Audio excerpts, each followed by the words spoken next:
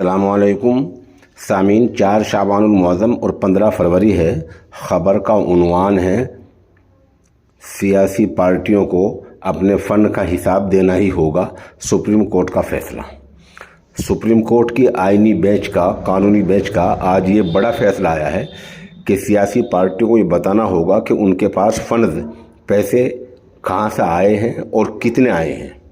बता दें, सियासी पार्टी ये चाह रही थी कि इसको खुफिया रखा जाए और ये पता न चल पाए, और बरान की शक्ल में हम चंदा ले सकते हैं लेकिन आदमी के नाम का ना पता लगे। सुप्रीम कोर्ट ने इसको नहीं माना है और साफ कहा है कि हिंदुस्तान के हर शहरी को ये जानने का हक हासिल है कि किस सियासी पार्टी के पास में पैसा कहाँ से आया है और कितना आया है।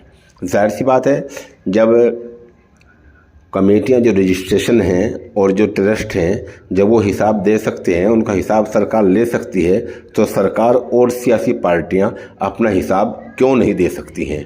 इसलिए सुप्रीम कोर्ट का ये फैसला तारीखी कहा जा सकता है।